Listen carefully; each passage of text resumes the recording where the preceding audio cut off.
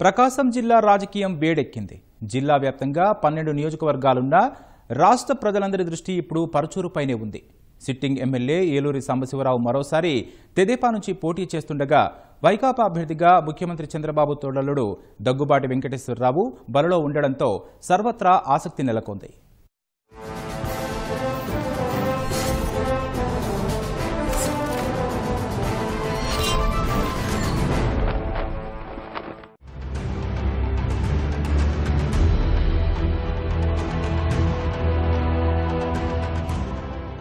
రాజకీయ ఉద్దండులకు రాష్ట్ర స్థాయిలో పేరున్న నాయకులకు నిలయం పరుచూరు నియోజకవర్గం.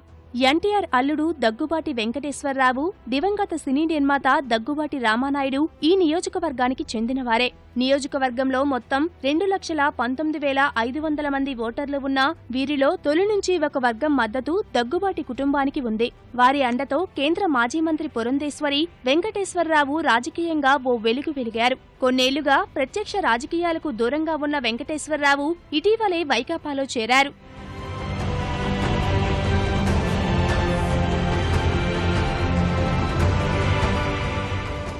ప్రస్తుతం పురంధేశ్వరి భాజపాలోనే ఉన్న ఆమె భర్త వెంకటేశ్వరరావు మాత్రం వైకాపా తరపున అసెంబ్లీ స్థానానికి బరిలో ఉన్నారు. తొలుత వీరి కుమారుడు హితేష్ చెంచురాంను బరిలో నిలపాలని చూసినా పౌరసత్వ సమస్యల కారణంగా వెంకటేశ్వరరావుకే టికెట్ కేటాయించారు. తెదేపా నుంచి పోటీ చేస్తున్న సిట్టింగ్ ఎమ్మెల్యే ఏలూరి సాంబశివరావు దగ్గుబాటికి గట్టి పోటీ ఇస్తున్నారు.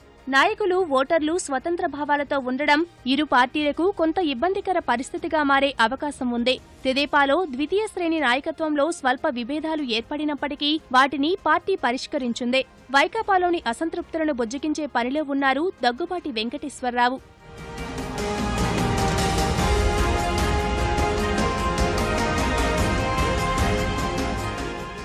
పరుచూరు నియోజకవర్గంలో పట్టున్న తెదేపా నాయకులు కరణం బలరాం, గొట్టిపాటి రవికుమార్ ఇక్కడ గెలుపును ప్రతిష్టాత్మకంగా తీసుకున్నారు. వైకాపా తరపున ఇన్నాళ్లు పనిచేసి టికెట్ ఆశించిన రావి రామనాథం బాబు వర్గం ఆ పార్టీకి రాజీనామా చేసి తెదేపాలో చేరడం ఆ పార్టీకి సానుకూల ఫలితాన్నిస్తోంది. ప్రచార విషయంలో తెలుగుదేశం పార్టీ అభ్యర్థి సాంబశివరావు దూసుకువెళ్తున్నారు.